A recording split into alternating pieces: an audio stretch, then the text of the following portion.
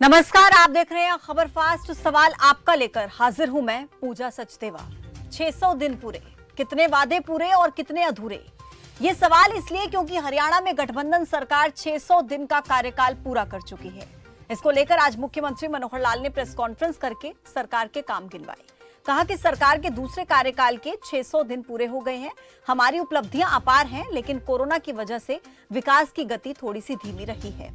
लेकिन सबसे महत्वपूर्ण ये कि हरियाणा की जनता यानी कि आप क्या सोचते हैं, क्योंकि सरकार आप ही ने चुनी है और जाहिर है नंबर देने का अधिकार भी आपका है। तो आज खबर फास्ट का मंच आपके लिए। आप कॉल कीजिएगा, बताइएगा सरकार किस तरह से काम कर रही है, कहां पर सुधार की जरूरत है।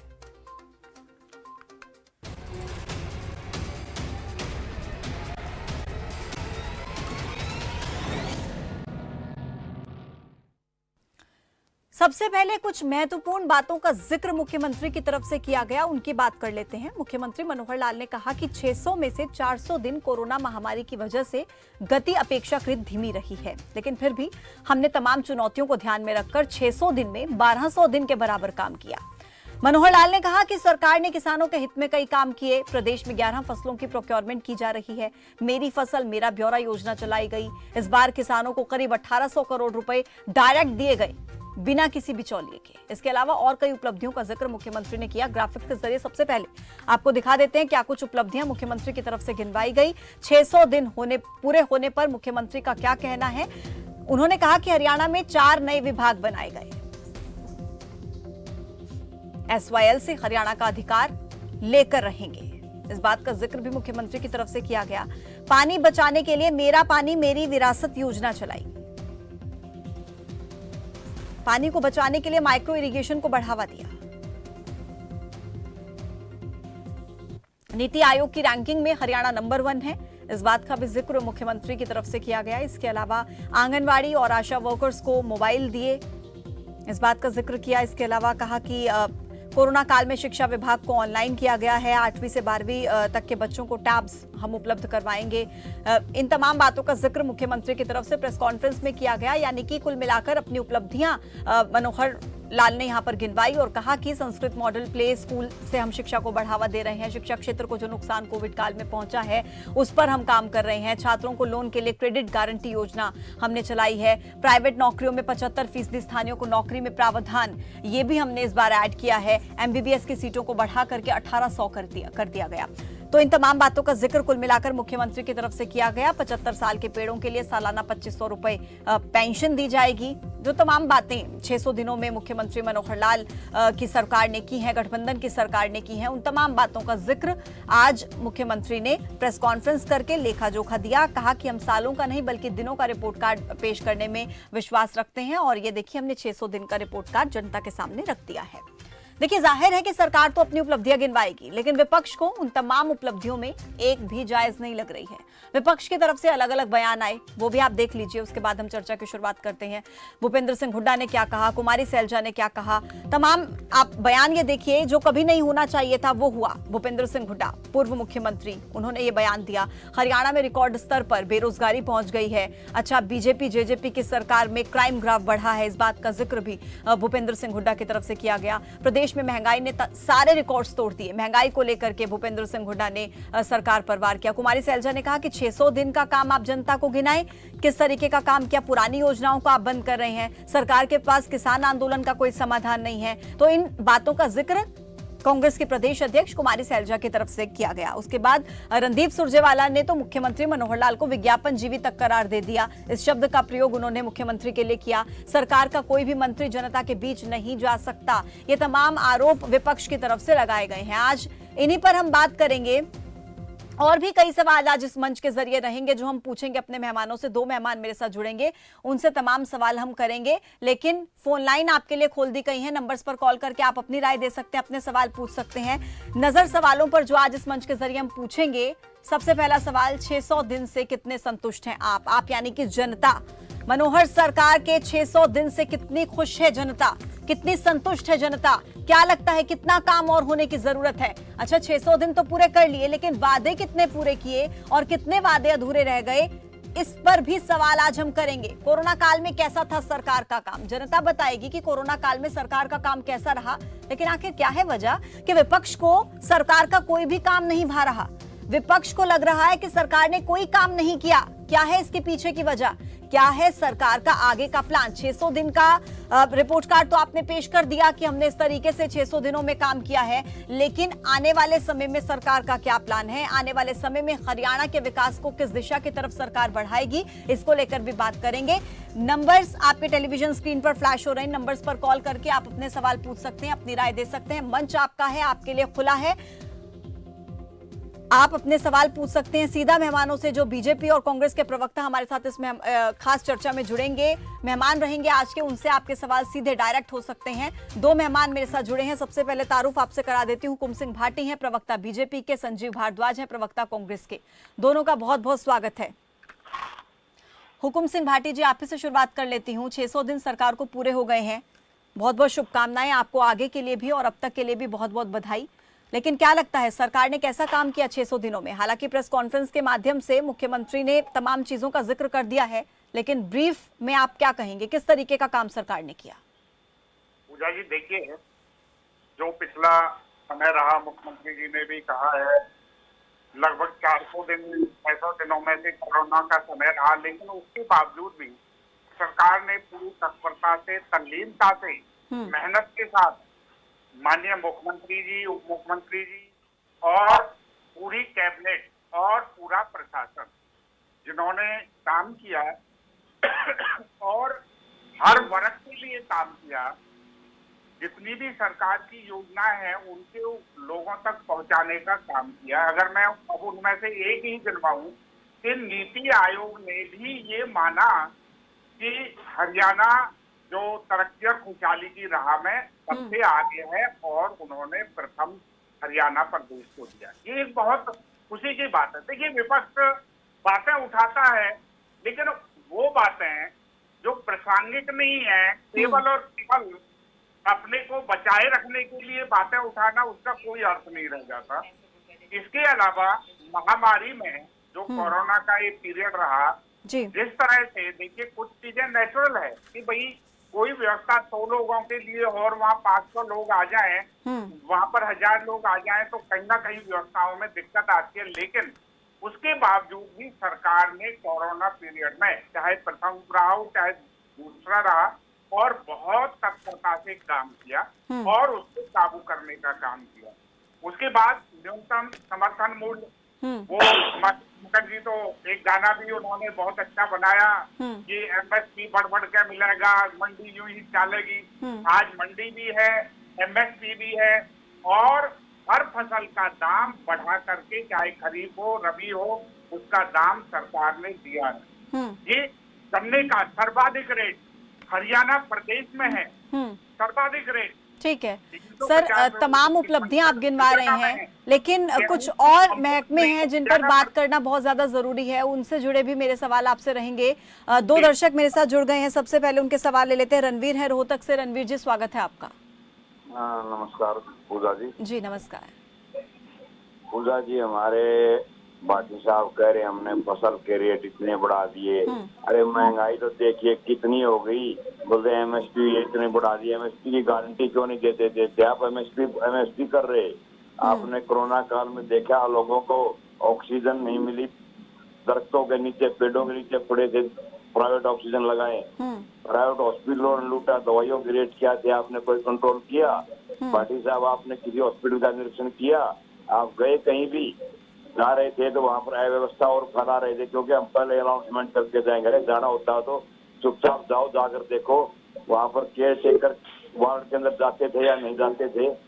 आज सब्जियों के दाम देख लो, दालों के दाम देख लो, तेल के दाम देख लो। जनता को बिल्कुल मरने के लिए छोड़ दिया, ऐसा काम कर रखा है।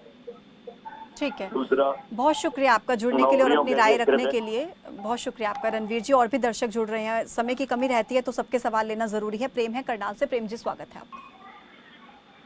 हेलो जी प्रेम जी, बताएं।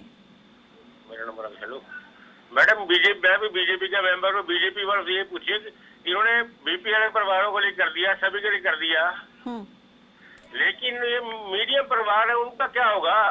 पेट्रोल के रेट इतने, हर चीज के रेट इतने हैं, क्या करेंगे ये बीजेपी लोग? ये पूछो। मैं एक बीजेपी के वर्कर हूँ। हरियाणा में सत्यानाश कर दिया बीजेपी ने इस हरियाणा का। ठीक है, आपका बहुत शुक्रिया जुड़ने के लिए और अपनी राय रखने के लिए। हुकुम सिंह भाटी जी, अभी जो दर्शक हमारे साथ जुड़े थे वो खुद को बीजेपी का ही कार्यकर्ता बता रहे हैं, लेकिन महंगाई को लेकर आप पर सीधा वार कि महंगाई का क्या करें, मिडिल क्लास फैमिलीज क्या करें। और आपने कई बातों का जिक्र यहाँ पर किया है, मुख्यमंत्री ने भी प्रेस कॉन्फ्रेंस में कई बातों का जिक्र किया था, लेकिन बेरोजगारी पर बात क्यों नहीं होती सर? आप जानते ही होंगे CMI की रिपोर्ट के मुताबिक 35% से ज्यादा बेरोजगारी दर है हरियाणा में। सबसे ज्यादा बेरोजगारी दर इस वक्त हरियाणा झेल रहा है, उस पर बात क्यों नहीं होती सर? पूजा जी, मैं पहले तो अपने दर्शक हैं उनकी बात का जवाब दे दूं, फिर आपकी बात का भी अभी जवाब दूंगा। कि हमारे अभी रंजीत जी बोल रहे थे, उन्होंने MSP की बात की। देखिए कितनी फसलों के दाम आज 13 फसलों पर MSP जो रबी की फसल में है और खरीफ की फसल में, मतलब इससे ज्यादा कभी किसी सरकार ने दिया नहीं। केवल गेहूं की खरीद पिछली सरकार करती थी, कभी उन्होंने बाजरे को नहीं खरीदा, मक्का को नहीं खरीदा, कॉटन का कुछ समय उन्होंने दिया था। उसके अलावा उन्होंने किसी फसल को नहीं खरीदा। पंजाब ने अभी भी नहीं खरीदा, राजस्थान ने अभी भी नहीं खरीदा, तो दूसरी सरकार है। मैं उस पर जाना नहीं चाहता, इसलिए MSP बढ़ा करके भी दिया, ज्यादा फसलों को भी उसमें कवर किया। उसके बाद अभी साथी कह रहे थे प्राइवेट हॉस्पिटल ने लूटा। सरकार को जैसे ही इस बात की खबर मिली, सरकार ने सभी के दाम तय किए हॉस्पिटल के, और एक भी शिकायत नहीं मिली कि जिसने उसके बाद कोई रेट ज्यादा लिए हों, वो मुकर्रर किए। कोरोना पीड़ित किसी भी मरीज से उससे ज्यादा पैसे नहीं ले सकते थे। इसलिए दूसरी बात, उन्होंने कहा कभी किसी हॉस्पिटल को गए, मैं उन साथी को बता देना चाहता हूँ, हरियाणा प्रदेश में माननीय प्रदेश अध्यक्ष श्री ओमकार धनखड़ जी के नेतृत्व में हमारी पूरी, मैंने पहले ही कहा था, पूरी सरकार एक्टिव थी, मंत्री परिषद एक्टिव थी और प्रशासन एक्टिव था। उसके अलावा भाजपा का कार्यकर्ता बाकायदा काम बांट करके हम लोगों ने कोरोना में। भाटी जी, मैं आपके पास वापस लौटूंगी, आपको पूरा समय दिया जाएगा। मैं संजीव जी से अभी तक एक भी प्रतिक्रिया नहीं ले पाई हूँ। मैं आ रही हूँ आपके पास, आप बेरोजगारी को लेकर भी आंकड़े पेश कीजिएगा। मैं आती हूँ सर, आपके पास आ रही हूँ भाटी जी, आती हूँ। दर्शक जुड़ रहे हैं, उनके सवाल ले लेते हैं। संजीव जी के पास जाऊंगी, फिर आपके पास आती हूँ। बेरोजगारी को लेकर आप जवाब दीजिएगा। सतबीर है एक दर्शक हरियाणा से। सतबीर जी, स्वागत है आपका।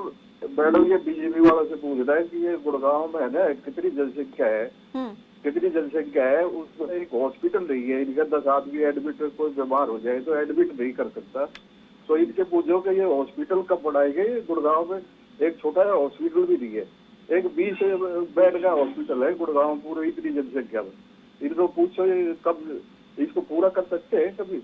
ठीक है, बहुत शुक्रिया आपका सतबीर जी जुड़ने के लिए और इस मंच के जरिए अपनी बात रखने के लिए। रंजीत एक दर्शक हैं हरियाणा से। रंजीत जी, स्वागत है आपका।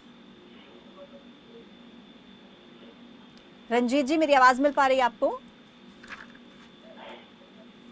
चलिए फिर से जुड़ने का प्रयास कीजिएगा, लगता है कुछ तकनीकी समस्या है। मैं रुक करूंगी संजीव जी का। संजीव जी, कांग्रेस की तरफ से जो रिएक्शंस दिए गए हैं उनके मुताबिक 600 दिनों में सरकार ने कोई भी अच्छा काम नहीं किया।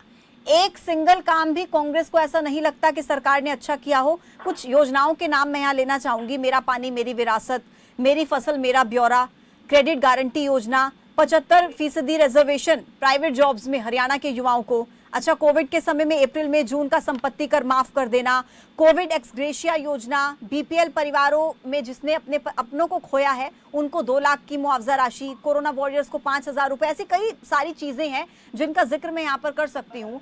लेकिन क्या आपको लगता है इन तमाम बातों में एक भी काम सरकार की तरफ से अच्छा नहीं किया गया क्या? संजीव जी। पूजा जी, मैं आपके माध्यम से बताऊं, अपने साथी प्रवक्ता हुकुम सिंह भाटी जी को भी मैं सुन रहा था।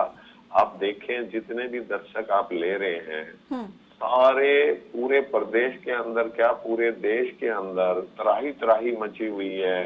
सब चीजों के रेट जो आम आदमी के यूज में चीजें आती थी, चाहे वो तेल है, चाहे वो सब्जी है, क्या हालत है। आज इनकी ये पोजीशन है, सत्ता में बैठने के बाद इन लोगों को सिर्फ चंद एक घराने, 140 करोड़ जनता की कोई चिंता नहीं, चंद एक घरानों की इनको चिंता है।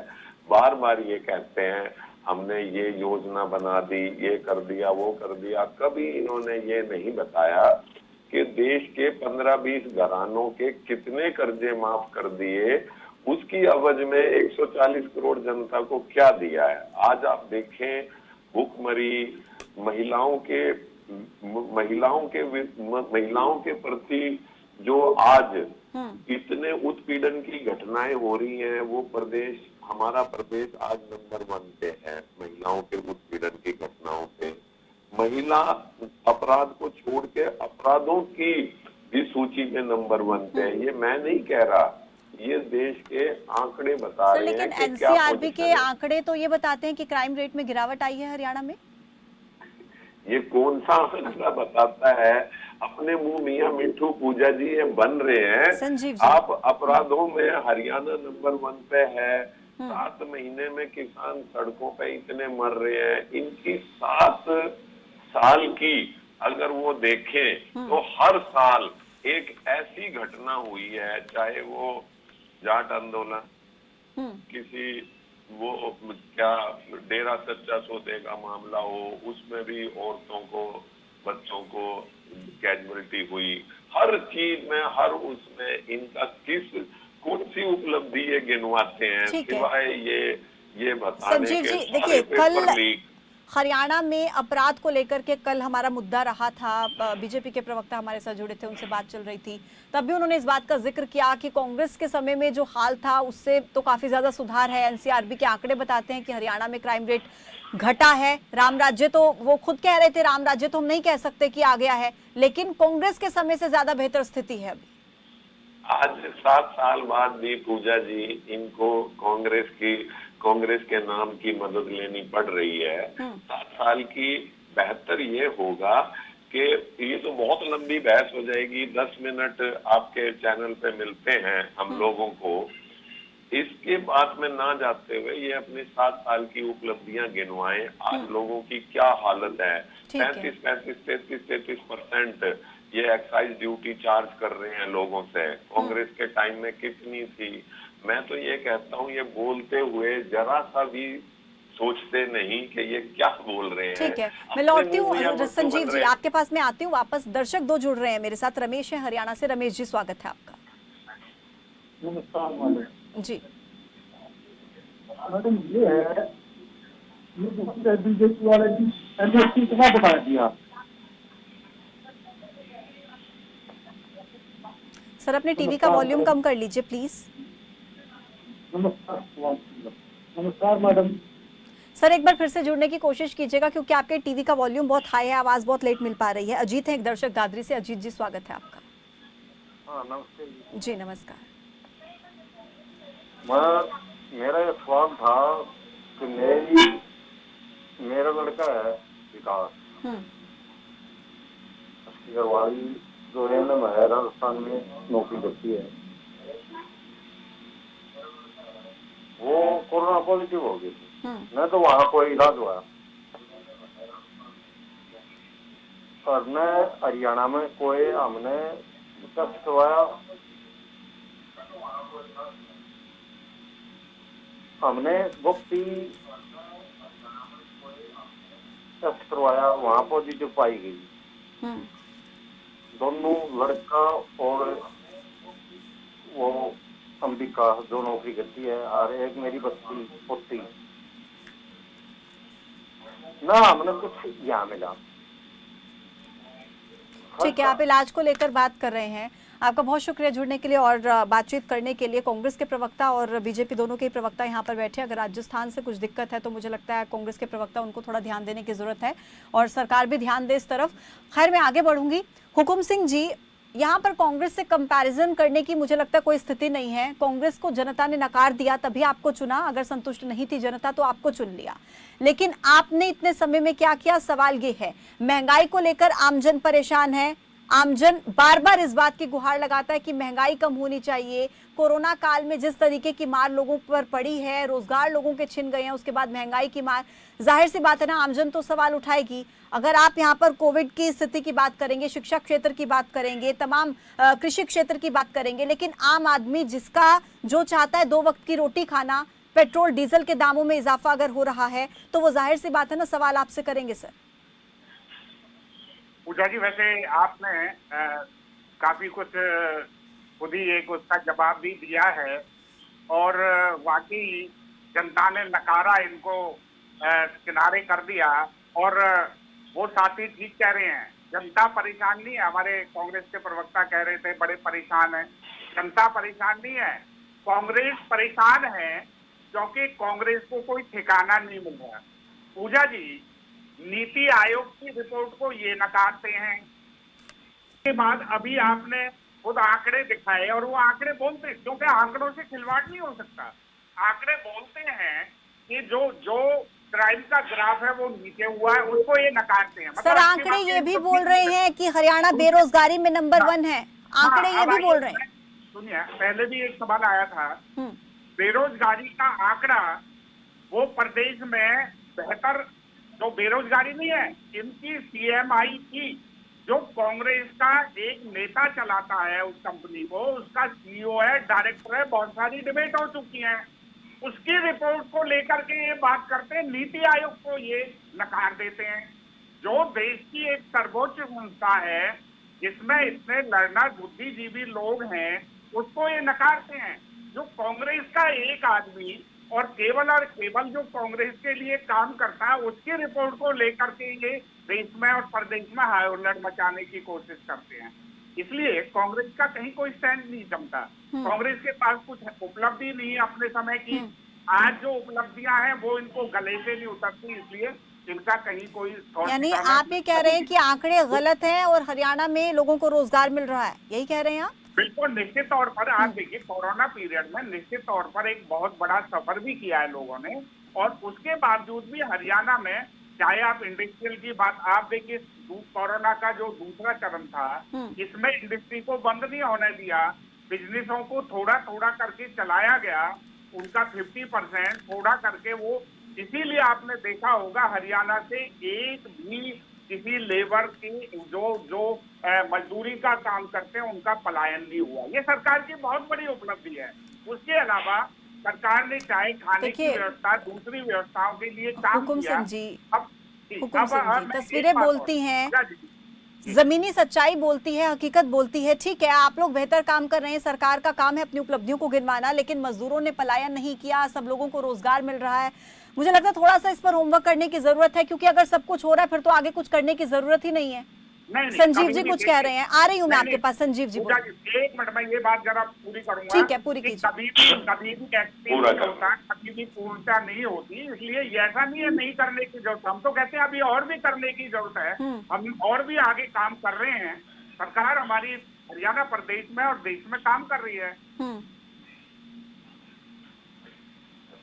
पूजा जी, मैं आपके माध्यम से हाथ जोड़ के निवेदन करना चाहूंगा कि इस तरह की पॉलिसीज ये और ज्यादा ना करें। कहीं ऐसा ना हो कि सड़कों पे लोग इस तरह से भूखे मरने शुरू हो जाएं। आप एक बार मेरे साथी प्रवक्ता से मैं नम्र निवेदन करूंगा कि लोगों के घरों में, सड़कों पे जाके देखें कौन से रोजगार की ये बात कर रहे हैं, कौन सी महंगाई कम करने की ये बात कर रहे हैं, कौन से लोगों को, कहीं किसान सड़कों पे अपने प्राणों की आहुति दे रहा है, कहीं गरीब लोग तड़पते हुए मोटरसाइकिलों के पीछे भाग रहे हैं कि भाई हमें कोई काम दो, मजदूरी दो। जो तेल, आज सरसों का तेल एक लाइफ लाइन थी हर मजदूर की, हर गरीब व्यक्ति की, उसकी भी क्या हालत इन्होंने स्टोरेज की। अभी ये बार बार कहते हैं MSP बढ़ा दी, ये कर दी। भाई अभी आपको पता नहीं, अभी तो ये कानून लागू ही नहीं हुआ, तो इसके इतने असर हैं। जिस दिन ये तीनों कानून लागू हो जाएंगे, आज किसान सड़कों पे है, कहीं ऐसा ना हो कि देश सड़कों पे आ जाए। एक ये थोड़ी सी सरसों स्टोरेज की परमिशन दी, उससे ये हालत होगी कि तेल की कीमत कहाँ जा रही है। मैं क्या बहस करूं, क्या ना करूं। आप आम आदमी की बातें इनको सुनवा दे मेरे साथी प्रवक्ता को। पूजा जी, आप बेहतर ढंग से इनसे क्वेश्चन पूछ रही हैं, मुझे तो समझ ही नहीं आ रहा कि मैं किस देखिए विषय में संजीव जी, मेरा काम है सवाल करना, मैं दोनों से करूंगी, लेकिन आपसे भी मेरा एक सवाल है। आप इस बात से सहमत होंगे कि वैश्विक महामारी पहले किसी ने नहीं देखी थी, पहली बार देश में आई, प्रदेश सरकार पहली बार इसका सामना कर रही थी। क्या आपको लगता है कि कोरोना काल में स्थिति से बेहतर तरीके से निपटने में पूरी तरह से नाकाम रही सरकार? ठीक है, आपका सलाह देना, मशवरा देना विपक्ष का काम होता है, सलाह दे सकते हैं आप बेहतर, लेकिन क्या आपको लगता है कि एक भी काम सरकार की तरफ से अच्छा नहीं किया गया? पूजा जी, हर विपक्षी पार्टी ने, चाहे वो देश की हो चाहे प्रदेश की हो, इनको कहा कि हम इस महामारी के काल में कोई राजनीति करने के मूड में नहीं है। हम लोगों से सलाह जो आपको चाहिए, जो आपको हम लोगों के कार्यकर्ताओं से मदद चाहिए, हम अपने देश और प्रदेश की जनता के लिए करने को तैयार हैं। लेकिन इन्होंने कभी भी कोई किसी की सलाह नहीं मानी और उसका रिजल्ट ये हुआ कि महामारी में किस तरह से लोगों ने अपने प्राणों की आहुति दी है, शायद शब्दों में मैं उस बात को नहीं बता पाऊंगा। ठीक है, मैं आखिरी कमेंट ले लेती हूँ हुकुम सिंह जी से, समय की कमी है। हुकुम सिंह जी, आपने अभी भी प्रवासी मजदूरों के पलायन की बात की, मुझे लगता है आपने सोनीपत के रेलवे स्टेशन की, गुरुग्राम की, फरीदाबाद की तस्वीरें शायद आप तक नहीं पहुंची, आपने नहीं देखी, तभी आपने बात कही कि मजदूरों का पलायन नहीं हुआ। लेकिन रोजगार का मुद्दा किसी भी सरकार के लिए बहुत बड़ा मुद्दा होता है, बहुत बड़ा चैलेंज होता है, और इस चुनौती को पूरा करना, इस चैलेंज को पूरा करना, ये हर सरकार का कर्तव्य है, काम है। लेकिन इस पर सरकार कितना खरा उतर पाई है और आने वाले समय में क्या होगा इस पर? पूजा जी, बिल्कुल मैं आपकी बात का जवाब दे रहा हूँ। देखिए, सबसे पहले मैं, संजीव भारद्वाज जी हमारे कांग्रेस के प्रवक्ता हैं, शायद या तो होमवर्क करके नहीं आए या करके आए हैं तो उसको छुपाना चाहते हैं। भारद्वाज जी, हुड्डा साहब ने 10 साल के कार्यकाल में 54,000 वैकेंसियां भरी, 10 साल में। भारतीय जनता पार्टी ने 6 साल में 80,000 वैकेंसियां भर दी। पहली बात, आप कहते हैं कौन सी बेरोजगारी, किसको लगाया, पहली बात। दूसरी बात, कम से कम 20,000 वैकेंसियां ऐसी हैं जिनके रिजल्ट आने वाले हैं, जो प्रोसेस में हैं।